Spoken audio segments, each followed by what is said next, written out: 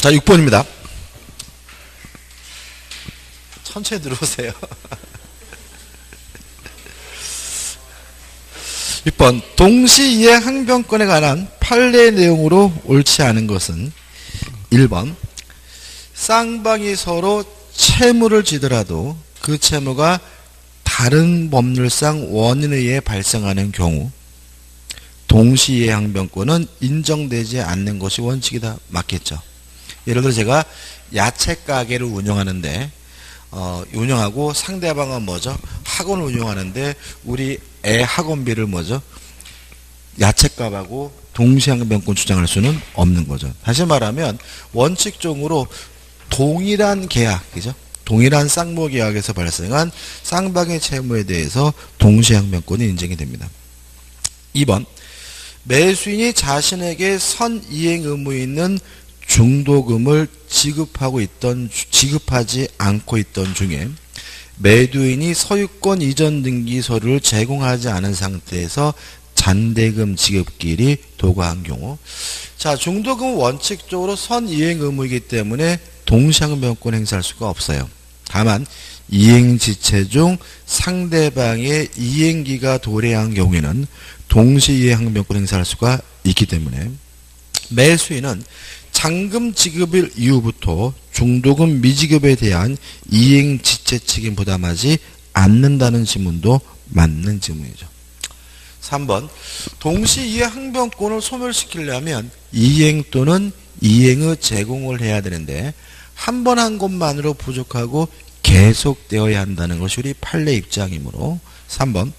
당사자 일방이 이행의 제공을 하였음에도 상대방이 이를 수령하지 않아 수령지체에 빠진 경우 그 일방이 자기의 채무 이행을 다시 하지 않고서 이행을 청구하면 상대방은 동시이행 항변권을 행사할 수 없다. X. 동시이행 항변권을 소멸시키려면 이행 또는 이행의 제공은 어떻게 해요? 계속되어야 합니다. 따라서 다시 이행하지 않고 있다면 여전히 동시이행 항변권 행사하는 것이 가능하므로 답은 3번이 되겠죠. 4번. 부동산 매매 계약이 해제된 경우 매도인이 매매 대금을 반환함에 있어서는 매도인, 매수인의 상호 반환 의무 간의 동시이행 관계와 유무와 상관없이 매매 대금을 수령한 날로부터 계산한 법정 이자를 부과하여 지급해야 한다. 맞습니다. 꼭 기억해 두시는데, 자, 이런 문제죠. 갑이 을과 만나가지고 매매 계약을 하고요. 예를 들어 자전거다 그러면 갑이 을에게 자전거를 인도해주고 을이 갑에게 자전거 매매 대금 50만 원을 지급했는데 요 매매 계약이 채무 불이행을 이유로 뭐가 됐어요? 해제가 됐으면 소급해서 무효가 되니까 원상 회복해야 되겠죠? 따라서 자전거의 반환과 대금의 반환은 뭐죠? 동시이행 관계인데 해제 경우에는 반환해야 될 것이 금전이면 뭘 붙여야 돼요? 이자를 붙여야 돼요. 따라서 갑에게 뭐가 있더라도요? 동시이행 항변권이 있더라도 계속해서 뭐는 붙여야 돼요? 이자는 붙여야 되죠. 다시 말하면 동시이행 항변권이 인정된다면 지체 책임은 부담하지 않죠. 동시항변권이 인정되면 뭐는 부담하지 않아요? 지체 책임 부담하지 않아요. 그렇지만 해제에 있어서 뭐는 계속해서 붙여야 돼요? 이자는 계속해서 붙여야 된다는 거 조심하셔야 됩니다. 5번. 계약이 무효 또는 취소된 경우에 당사자 상호간의 반환 의무는 동시이행관계에 있다. 맞는 질문이죠. 답은 3번이고 여기 나오는 거 다 중요하네요. 7번입니다. 7번에서 동시이행 항변과 관련된 판례들을 모아봤는데 좀 길죠. 그죠? 1번 판례는 이런 문제입니다. 을이 갑에게 1억을 빌려주고요. 1억을 담보 목적으로 갑으로부터 뭘 받았냐면 어음을 발행해 받았어요. 보통 이렇게 담보 목적으로 어음을 발행받는 경우에는 금액을 크게 써요. 한 1억 5천 이렇게. 이게 왜 담보로서 가치가 있냐면 만약에 갑이 을에게 약속한 날짜에 돈을 안 갚으면 을은 이 어음을 뭐 해버려요? 돌려버리죠. 돌려버리면 나중에 갑은 1억을 갚는 게 아니라 얼마를 갚아야 돼요? 1억 5천을 갚아야 되기 때문에 담보로서 굉장히 강력한 효과가 있어요. 따라서 갑이 만약에 1억을 변제할 때는 반드시 뭘 돌려받아야 돼요? 어음을 돌려받아야 돼요. 만약에 어음도 돌려받지 않고 돈을 갚으면 얘가 이걸 또 뭐 할 수 있어요? 돌려버릴 수 있죠. 따라서 변제와 담보 목적의 어음을 반환받는 것은 동시이행관계예요. 이거하고 헷갈리지 마세요. 담보 말소와 변제는 뭐가 아니에요? 동시이행관계가 아니죠. 그렇지만 변제와 담보 목적의 어음을 반환받는 것은 뭐예요? 동시이행관계라는 거 기억해 두시고, 또 하나 기억할 것은 뭐냐면 원래 동시이행 항변권이 인정되면 더 이상 지체 책임을 부담하지 않잖아요. 근데 이 판례에 대해서 우리 판례는 동시이행 관계이긴 하지만 지체 책임은 부담해야 된다라고 판시하고 있다는 점 조심하셔야 돼요. 일종의 뭐죠? 예외죠. 그래서 변제와 담보 목적의 어음을 반환받는 것은 뭐예요? 동시이행 관계지만 지체 책임은 뭘 해야 돼요? 부담을 해야 돼요. 따라서 1번의 마지막에 보시면 원칙적으로 그 채무에 대한 이행체체 책임을 지지 않는다는 지문은 뭐죠? X예요. 그죠? 너무 기니까 말로 적어드리면 변제와 담보 목적의 어음을 반환받는 것은 뭐죠? 동시이행관계다. 다만 얘는 무엇은 부담하게 돼요? 지체 책임은 부담하게 된다는 거 기억해 두시 바라고, 뒤에 또 문제가 짧게 나오니까 그때 볼 겁니다. 1번이 X, 1번이 답이에요. 2번 원래 채무가 동시이행관계면 손해배상 채무도 뭐죠? 동시이행관계죠. 따라서 2번 동시이행관계에 있는 쌍방의 채무 중 어느 한 채무가 이행불능이 됨으로써 발생한 손해배상 채무도 여전히 다른 채무와 동시 이행관계에 있다는 지문은 맞는 지문이 되겠죠. 3번 동시 이행 항변권 소멸시키기 위한 이행 또는 이행의 제공은 계속돼야 됩니다. 따라서 3번 또 나왔죠. 쌍무계약의 당사자 일방이 먼저 한 번 현실의 제공을 하여 상대방을 수령지체에 빠지게 하였더라도 그 이행의 제공이 계속되지 않는 경우에는 과거에 이용의 제공이 있었다는 사실만으로 상대방이 가지는 동시이행 항변권이 소멸하는 것은 아니다. 오, 맞는 질문이죠. 4번입니다. 자, 임대차 계약이 종료가 됐을 때 보증금의 반환과 목적물의 반환은 뭐죠? 동시이행관계입니다. 반환은 동시이행관계. 따라서 임차인은 반환을 거부할 수가 있고요. 반환을 거부하면서 임차 목적대로 원래 목적대로 계속 사용 수익하는 거 가능해요. 다만 사용 수익하게 된 경우에는 차임은 줘야 돼요. 만약에 차임을 지급하지 않는다면 그 사용이익은 부당이득으로서 뭘 해야 돼요? 반환을 해줘야 되겠죠. 근데 역으로 반환을 거부하고 있을 뿐 사용하지도 않고 수익하지도 않고 있다면 차임 지급할 필요가 없는 거예요. 그때는 사용한 적이 없으니까 부당이득으로서 반환할 필요가 없음을 주의하시기 바랍니다. 예를 들어서 이런 얘기죠. 제가 식당을 하는데 계약기간이 끝났는데도 보증금을 안 줘요. 그러면 반환을 뭐 할 수 있어요? 거부할 수 있는데 계속해서 식당을 운영하고 있다면 월세 내야 되겠죠. 근데 만약에 반환만 거부하고 있고 식당은 안 해요. 문을 잠가놓고 사용 수익하지 않고 있다면 그때 월세 뭐 할 필요 없어요? 줄 필요가 없다는 게 우리 판례 입장이에요. 이것도 실무적으로 대단히 뭐죠? 중요한 논점이에요. 읽어볼까요? 4번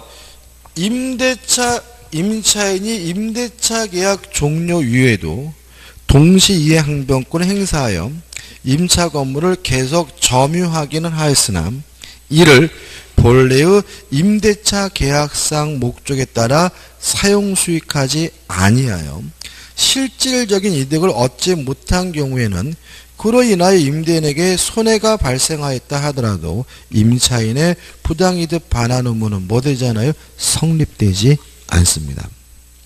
5번. 자, 모든 매수 청구권은 다 뭐죠? 형성권이죠. 지상물 매수 청구권도 뭐예요? 형성권. 부속 매수 청구권도 형성권이니까 매수를 청구하게 되면 즉시 쌍방 간에 뭐가 성립돼요? 매매계약이 성립되고, 매매계약은 물론 쌍무계약이니까 쌍방의 의무는 뭐죠? 동시이행관계겠죠. 따라서 5번.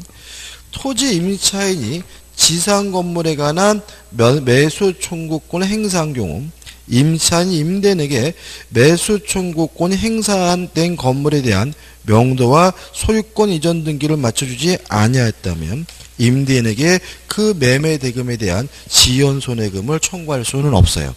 왜 없는 거죠? 쌍방의 의무는 뭐죠? 동시이행 관계니까 이행하지 않더라도 뭐가 아닙니까? 지연 배상금을 줄 필요는 없다. 이런 의미가 되겠죠. 8번입니다.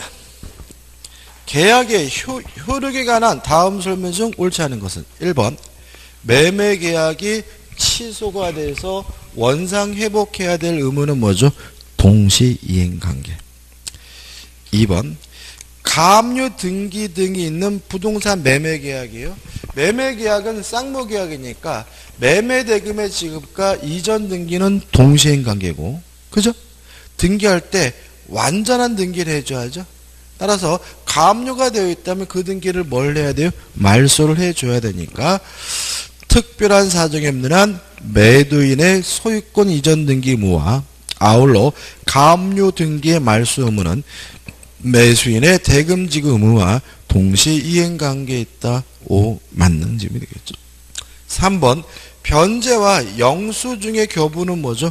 동시 이행 관계고요. 4번입니다. 특정 물건에 대한 매매 계약이 체결되는데 천재지변으로 그 물건이 소실돼 있어요. 그러면 위험부담 문제죠.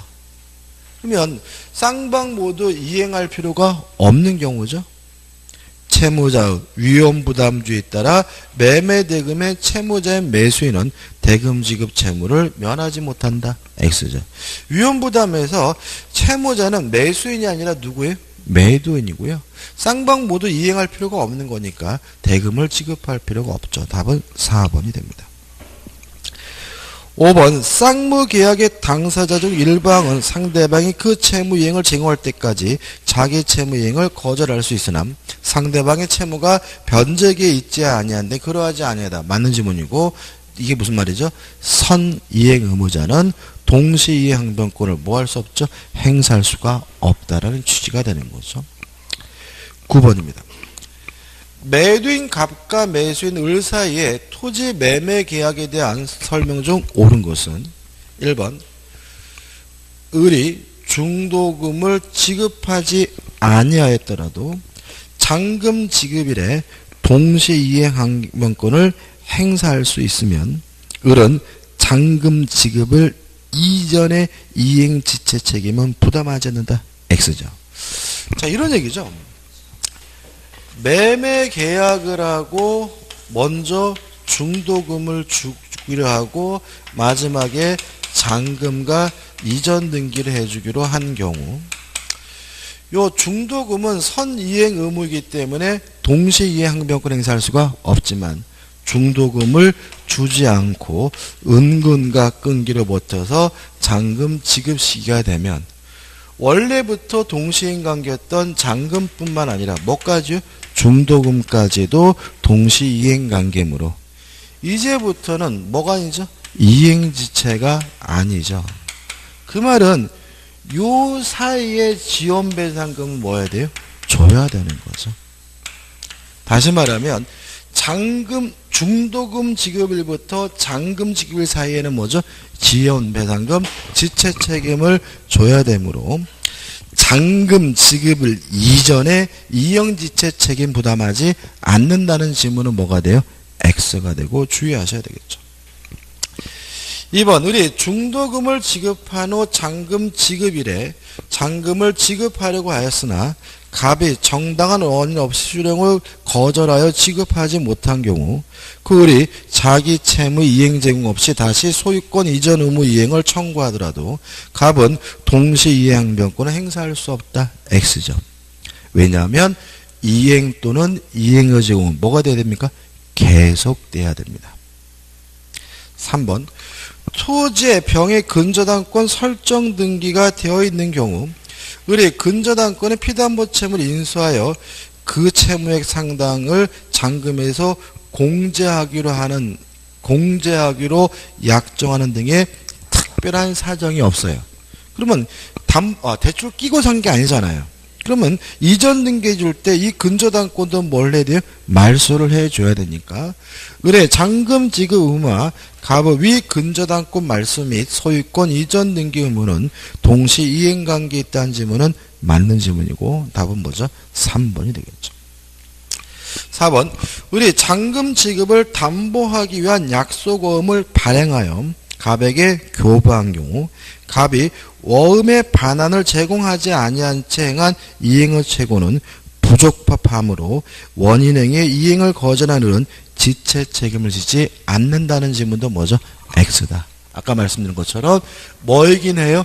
동시 이행관계이긴 하지만 뭐는 부담해야 돼요?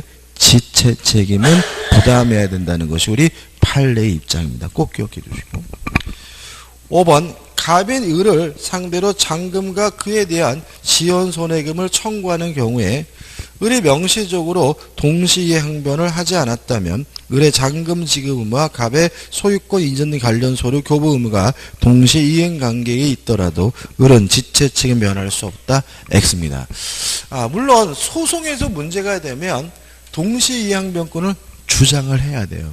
그렇지만 현실 거래에서는 동시이행항변권이 있다는 이유만으로 더 이상 뭐가 아닌 거죠? 이행지체가 아닌 거예요.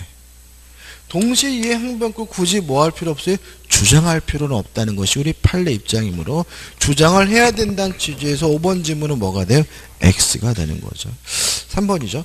동시이행항변권 좀 어렵죠? 그죠? 문제집 내용이 좀 어려운데 반드시 출제되는 부분이고 지금 우리가 문제 한 3문제 정도 되는데 여기 나오는 지문을 벗어날 수는 없어요. 그러니까 꼼꼼히 확실하게 내 거로 만들면 됩니다.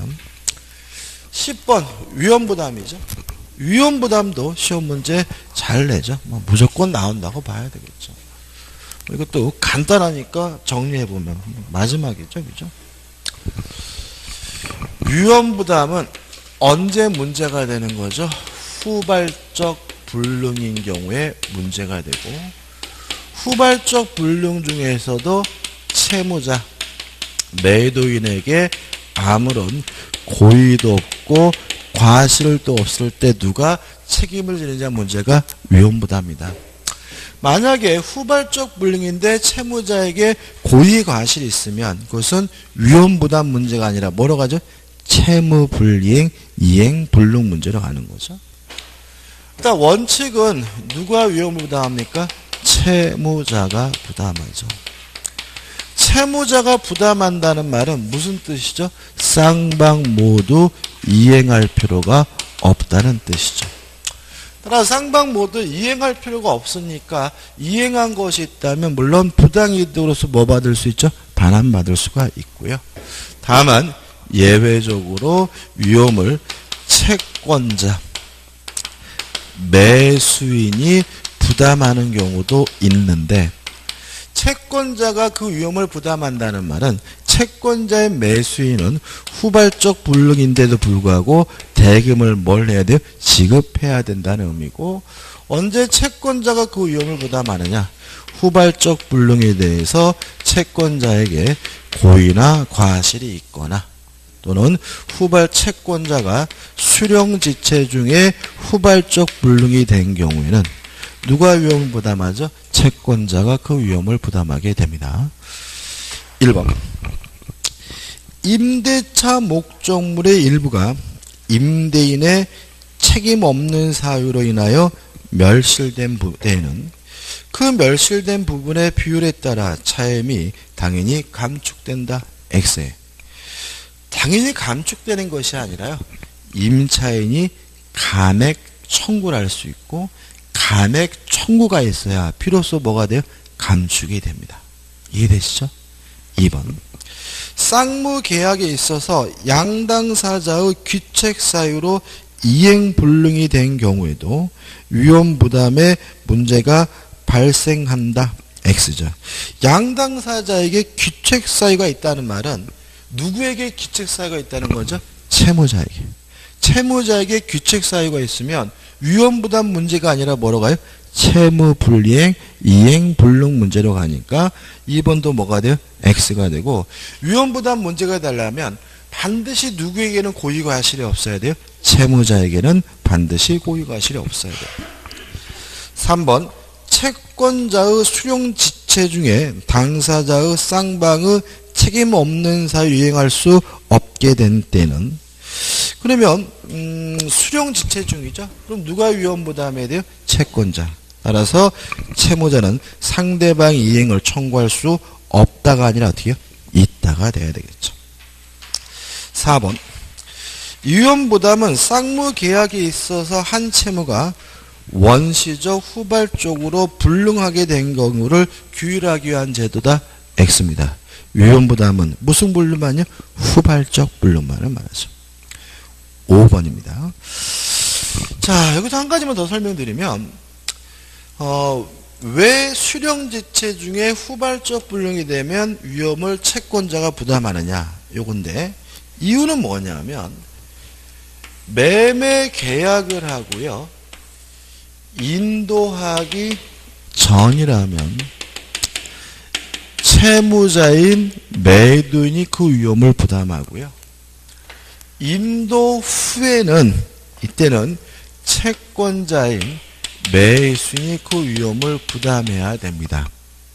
따라서 정상적으로 인도가 이루어졌다면 누가 위험을 부담할 문제였죠? 채권자가 그 위험을 부담할 문제였기 때문에 수령지체 중에 후발적 불능이 된 경우에도 위험을 누가요? 채권자가 부담하는 거거든요. 조심할 것은 등기를 기준으로 하지 않고 뭐죠? 인도를 기준으로 합니다. 그럼 보자고요. 5번. 부동산에 있어서 대금의 위험 이전 시기는 원칙적으로 등기한 때이지만 등기 앞서서 인도가 행해진 때는 부동산 인도시의 위험을 인정한다. 맞는 질문입니다. 그러니까 원칙적으로 등기라는 말은 소유권이 넘어가면 상대방에게 뭐죠? 위험이 이전된다는 얘기인데, 다만 등기보다 앞서서 뭐가 이루어졌어요? 인도가 이루어졌다면 이때는 위험이 상대방에게 넘어간다는 취지니까 맞는 질문이고, 답은 뭐죠? 5번이 되는 거죠. 11번입니다. 갑소유 건물을 을에게 1억 원에 파는 매매 계약을 체결한 후 이행기가 도래 전에 낙내로 동건물이 소실되어 버린 경우의 설명으로 맞는 거죠. 자, 그러면 후발적 불능이고 낙내니까 벼락 맞은 거니까 매도인에게도 고의과실 없고 매수인에게도 뭐가 없어요? 고의과실 없으니까 누가 위험 부담하죠? 채무자. 무슨 말이죠? 쌍방 모두 이행할 필요가 없는 거니까 답만 보면 3번이 답이죠. 자연적 불가항력에 의한 이행불능이므로 갑은 채무를 면하고 그것과 대가관계에 놓이는 의뢰 채무도 소멸한다. 이게 뭐죠? 답이 되는 거죠. 나머지 것들은 답이 될 수 없어요. 1번 원시적 불능 아닙니다. 이건 뭐죠? 후발적 불능이고요. 2번 매도인의 책임에 돌릴 수 없는 사유에 의한 이행불능이므로 갑은 면책되나 을은 여전히 그 채무를 부담하게 된다. X입니다. 쌍방 모두 뭐 할 필요 없어요? 이행할 필요가 없고요. 4번 채무불 이행이 아니니까 손해배상 청구할 수가 없고요. 5번은 말도 안 되는 거죠.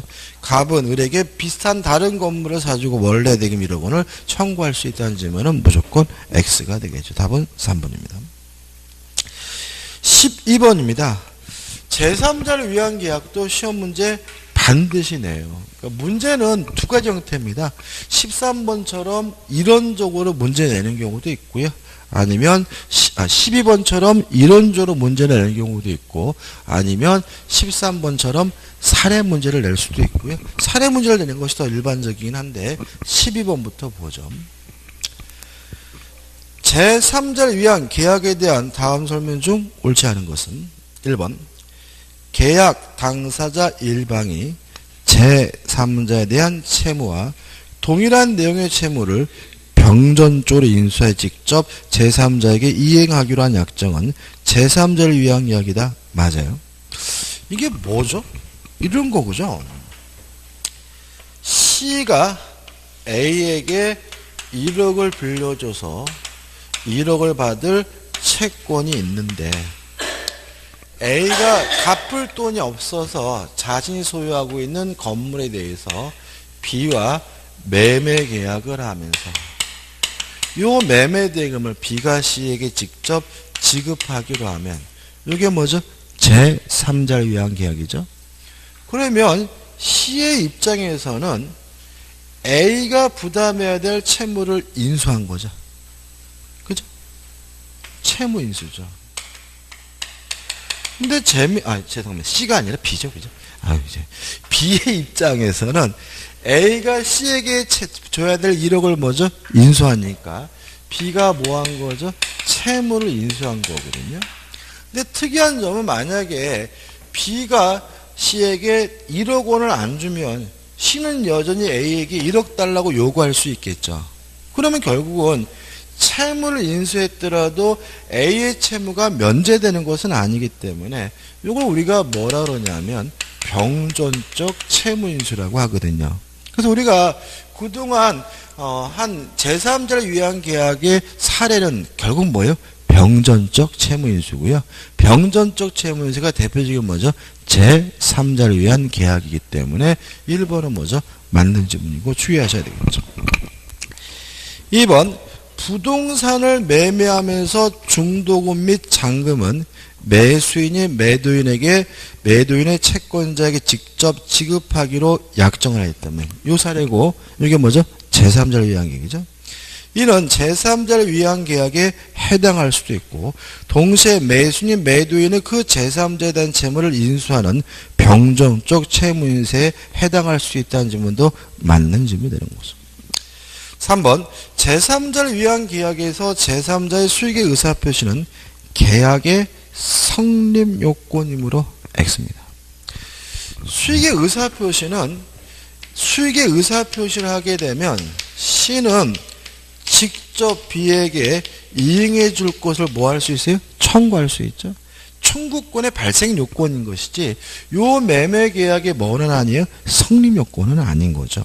따라서 성립 요건이므로 제3자의 의사에 반하여 채권자의 채무자가 계약을 체결하는 것은 불가능하다. X. 얘 의사 필요 없어요.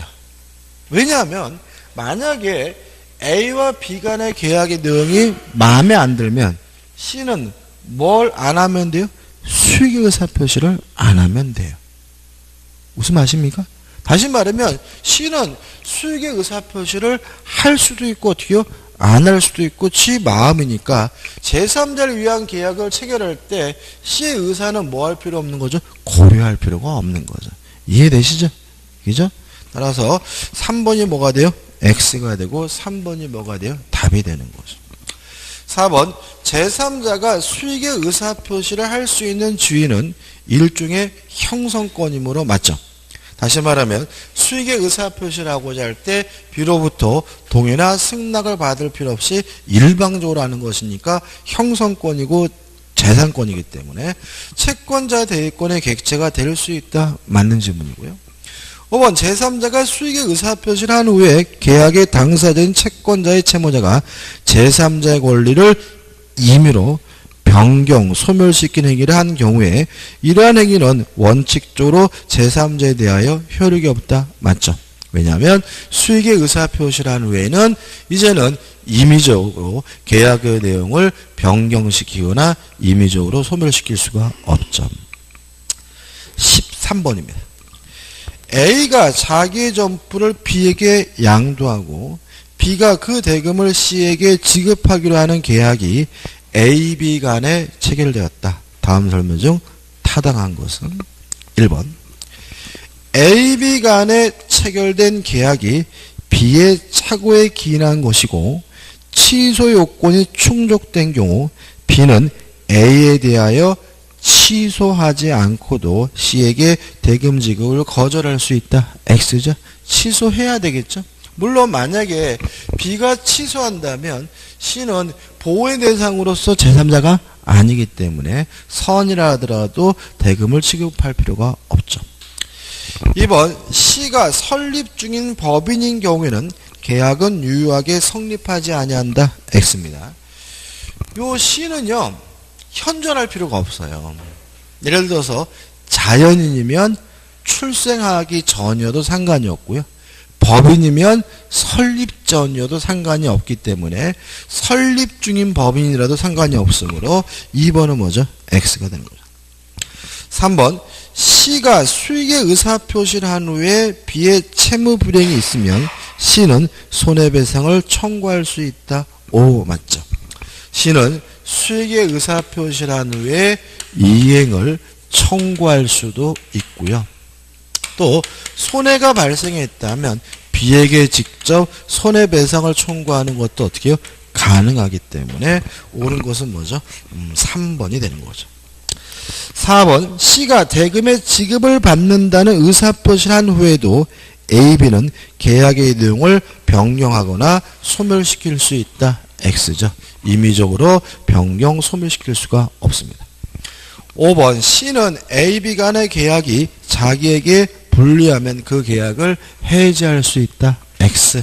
C는 계약의 당사자가 아니므로 스스로 취소할 수도 없고 스스로 뭐 할 수도 없죠? 해제할 수도 없는 거죠. 여기까지죠. 그 다음에 14번, 15번은 해제와 관련된 문제고요. 해제에 대해서 시험 문제를 반드시 출제합니다. 해제도. 14번 계약 해제 관련한 설명 중 틀린 것은 1번 이행 거절의 의사표시가 적법하게 철회됐어요. 이행 거절 안 한 거죠? 이행 거절 안 한 것입니까? 상대방으로서는 자기의 채무 이행을 제공하고 상당한 기간을 정하여 이행을 최고한 후가 아니면 채무 불이행을 이유로 계약을 해지할 수 없다. 오, 맞는 질문이죠. 2번 채무 불이행을 이유로 계약 해제 아울러 손해배상을 청구하는 경우에는 이행이익 배상을 구하는 것이 원칙이나 실내이익 배상을 구할 수도 있다. 맞습니다. 여기서는 원칙이 뭐죠? 이행이익 배상이에요. 아까 뭐 이행이익 실내이익 그러는데 이런 얘기죠. 그 실내는 뭐예요? 계약이 유효하다고 믿었기 때문에 실내에서 지출한 비용. 아파트 매매 계약했어요. 유효하다고 신뢰하면 뭐 하겠어요? 이사 갈 준비를 하겠죠? 이런 비용이 뭐예요? 실내액인 거죠. 이삿짐 센터 예약하고 막 이런 거겠죠? 그거를 금전으로 평가해 봤더니 한 500만 원 되더라. 그죠? 이행이익은 뭐예요? 정상적으로 이행이 됐으면 얻을 수 있는 게죠? 가장 대표적인 것이 뭐예요? 전매 차익이에요. 매매 계약할 때는 그 아파트가 2억이었는데 지금은 올라가지고 2억 2천이다. 그러면 이행되면 얼마를 벌 수 있는 거예요? 2천만 원. 이해되시죠? 그럼 예를 들어서 이행이익이 2천만 원이면 예를 들어 아까 계약 체결자의 과실 책임은 실내이익을 배상하니까 얼마요? 500만 원을 받을 수 있죠. 근데 만약에 가격이 오르기는커녕 오히려 떨어졌거나 아니면 100만 원밖에 안 올랐어요. 그럴 수도 있죠. 그러면 실내이익을 배상하되 무엇보다 클 수는 없어요? 이행이익보다 클 수는 없으니까 이때는 뭐죠? 100만 원만 청구하는 거죠. 계약 체결자의 과실 책임은. 근데 계약 해제의 경우에는 무슨 이익 배상이에요? 이행이익 배상이에요. 그래서 만약에 이행이익이 가격이 올라가지고 정산은 이행됐으면 얻을 수 있는 돈이 얼마예요? 2천만 원이면 2천만 원 청구할 수가 있는 거죠. 근데 가격이 오르질 않았어요. 그러면 전혀 손해배상을 청구하지 못하느냐? 그건 아니라는 거죠. 이행이익이 없더라도 최소한 뭐는 청구할 수 있어요? 실내이익은 청구할 수 있다. 이런 얘기인 거예요. 그래서 원칙적으로 무슨 이익배상이에요? 이행이익배상이 돼. 특별한 경우는 예외적으로 뭘 청구할 수도 있어요? 실내이익을 청구할 수 있다는 지문은 맞는 지문이 되는 거죠. 그 다음에 3번 부동산 매매 계약 시 매수인이 잔대금을 지급기일까지 지급하지 못하며 그 계약이 자동 해제된다는 취지의 약정이 있어요. 자, 이것도 좀 정리를 좀 해야 됩니다.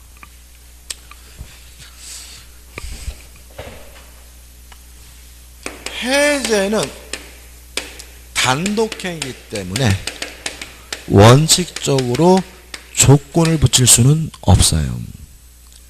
다만 이행하지 않으면 계약을 해제된다 형태의 조건을 붙이는 것은 가능하고도 유효해요. 기억나시죠? 왜요? 이행할지 안 할지는 오히려 누가요? 상대방이 결정할 문제이기 때문에. 다만 주의하실 것은 이러한 조건은 해제 조건이 아니라 뭐예요? 정지 조건이고요. 기억나시죠? 왜요? 이행하지 않는다는 조건이 성취가 되면 해제가 된다. 해제 효과가 생기는 것이니까 해제 조건이 아니라 뭐죠? 정지 조건이고요. 세 번째, 자동으로 해제가 됩니다. 따라서 이행하지 않는다는 조건이 성취가 되면 자동으로 해제가 되기 때문에 또다시 해제한다고 뭐 할 필요 없어요? 의사를 표시할 필요는 없는 거예요. 근데 여기서 좀 조심할 것이 있는데 뭐냐 하면 만약에 이행하지 않으면 해제되기로 하는 것이 만약에 중도금이라면 자동으로 해제가 되고 이행 또는 이행의 제공이 필요가 없어요. 근데 만약에 이행하지 않으면 해제된다는 것이 중도금이 아니라 잔금인 경우에는 자동으로 해제되기 위해서는 이행 또는 이행의 제공이 필요하다는 점이에요. 왜 그러냐면 이행하지 않는다는 이유로 자동으로 해제되려면 이행하지 않는 것이 뭐여야 돼요? 채무불이행해야 되거든요. 그럼 상대방에게 뭐가 있다면요? 동시이행 항변권이 있다면 동시이행 항변권을 소멸시키기 위한 뭐가 필요한 거죠? 이행 또는 이행의 제공이 필요한 거죠. 근데 중도금은 선이행 의무이기 때문에 원칙적으로 뭐가 아니에요? 동시행 관계가 아니죠. 따라 상대방에게 뭐가 없어요? 동시항변권이 없으니까 이때는 뭐 할 필요 없어요? 이행 또는 이행을 제공할 필요가 없다는 거 좀 조심하셔야 돼요. 지문을 보죠. 3번 부동산 매매 계약 시 매수인이 뭐죠? 잔대금이네. 잔금이네요. 잔대금을 지급기일까지 지급하지 못하면 그 계약이 자동 해제된다는 취지의 약정이 있는 경우 특별한 사정이 없는 한 매도인이 계약의 자동 해제를 위하여 잔대금 지급기일에 자기 채무 이행을 제공할 필요는 없다는 지문은 뭐죠? X가 되는 거죠. 왜냐하면 자동으로 해제가 되기 위해서는 동시이행 항변권을 소멸시키기 위한 뭐가 필요한 거죠? 이행 또는 이행의 제공이 필요한 거죠. 답은 뭐죠? 3번이죠. 4번 당사자 일방 또는 쌍방이 수인인 경우에는 계약의 해제는 전원으로부터 또는 전원에 대하여 하여한다. 꼭 기억해 두셔야 될 것 같고요. 5번이죠. 자, 이것도 굉장히 중요한데 계약력 있는 주택 임차인이 제3자냐 아니냐 문제는 뭐가 문제죠? 매수인이 문제죠. 해제가 됐을 당시에 매수인이 자기 앞으로 등기까지 하고 있는 상태라면 계약력이 있는 임차인은 제3자로서 보호받을 수가 있지만 매수인이 뭘 갖추지 않았어요? 등기를 갖추지 않고 있다면 계약력이 있는 임차인은 제3자로서 보호받을 수가 없습니다. 다시 말하면 해제에 있어서 계약력 있는 임차인이 제3자냐 아니냐 문제죠. 그래서 계약력 있는 임차인이 나오면 뭐에 초점이 가야 되냐면 매수인에게 등기를 했는지 안 했는지를 판단해야 돼요. 근데 자꾸 뭐만 보고 있어요? 뒷꼬리만 보고 있으니까 어렵게 느껴지는 거예요. 그럼 보자고요. 5번 주택에 대한 매매계약의 해지로 인하여 소유권을 상실하게 된 임대인이에요. 그럼 이 사람은 등기했었다는 얘기 안 했다는 얘기?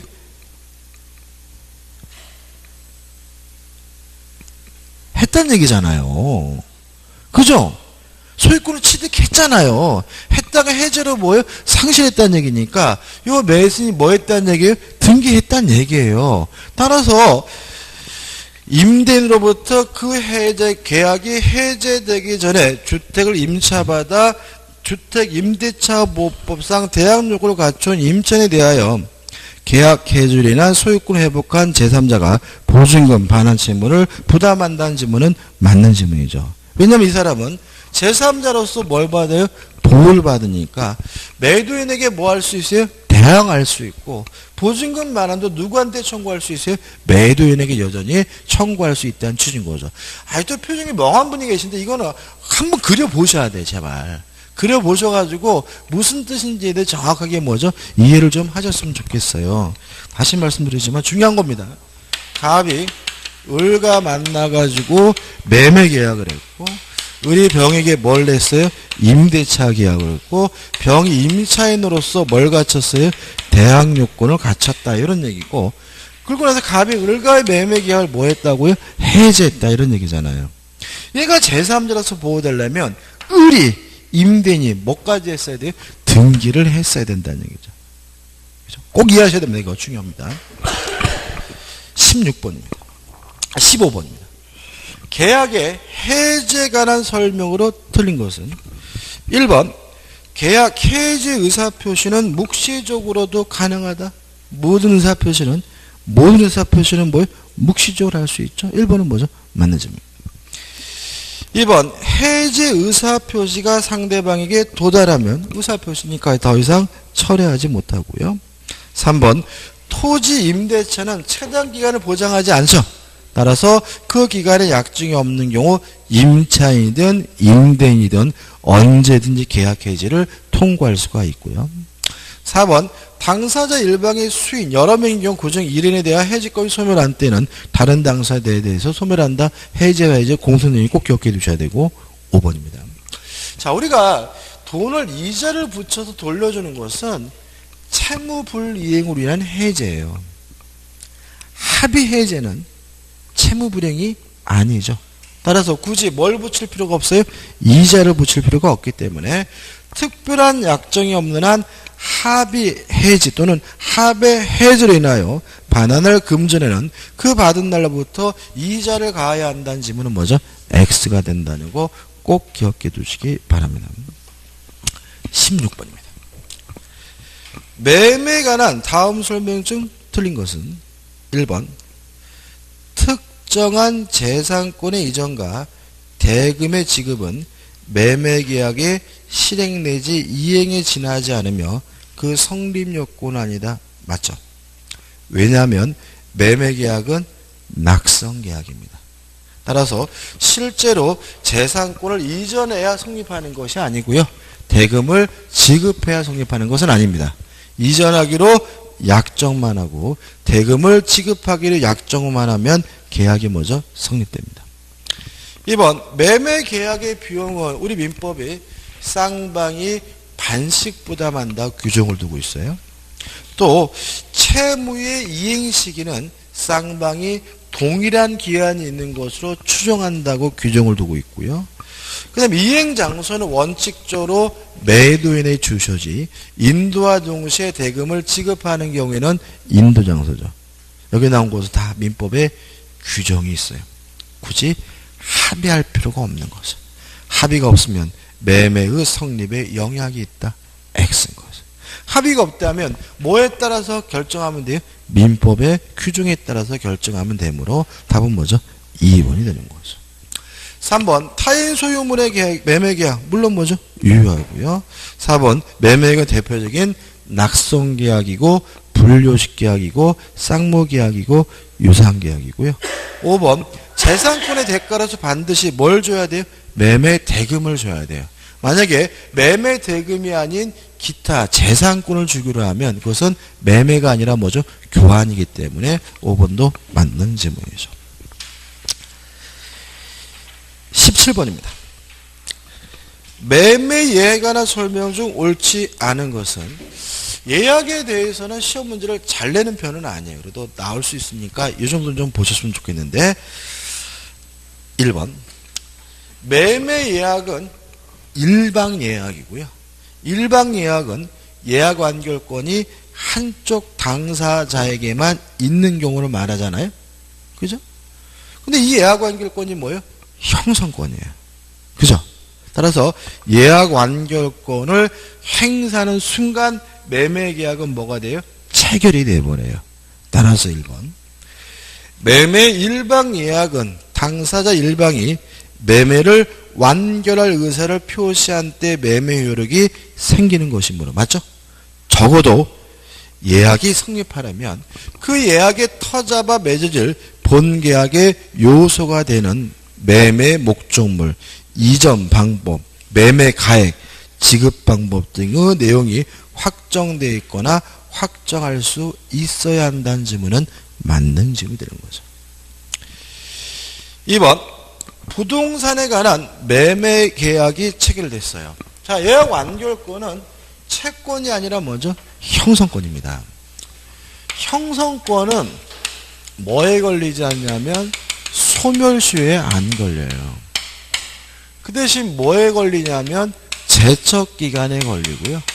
예약 완결권의 제척기간은 몇 년이냐면 10년인데 조심할 것은 이 제척기간을 다른 말로는 불변기간이란 말을 써요.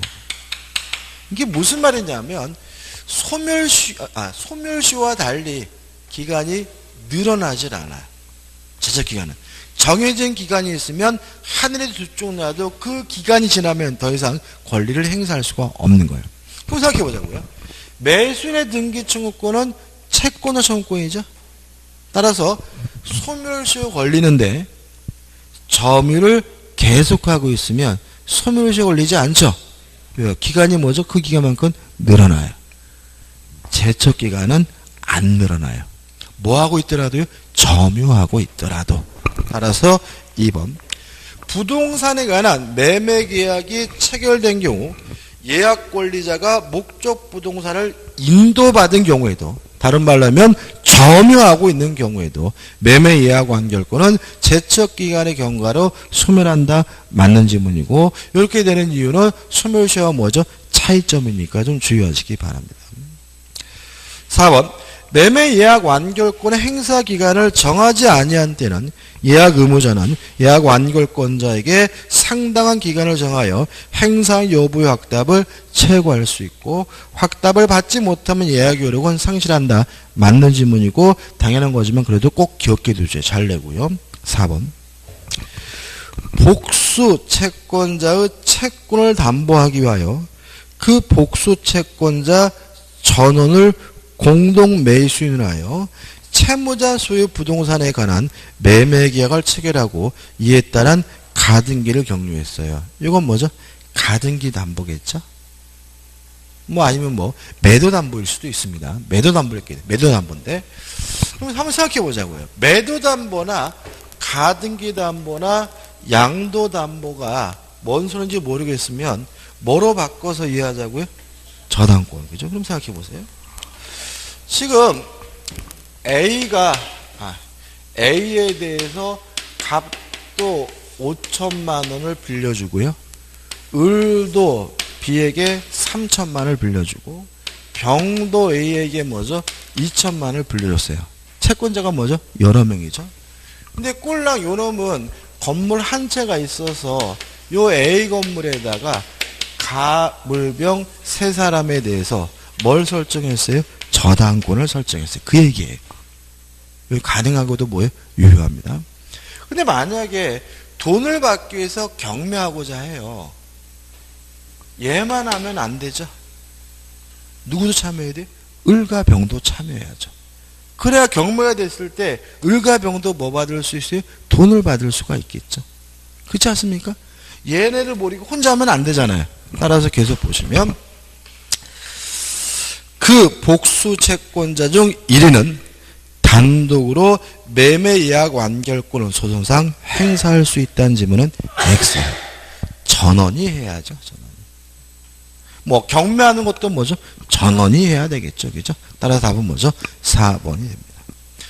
5번 매매 예약 완결권이 제척 기간이 도과했는지 여부는 소위 직권 조사 사항으로서 이에 대한 당사자의 주장이 없더라도 법원이 당연히 직권으로 조사하여 재판에 고려해야 한다. 맞는 지문입니다.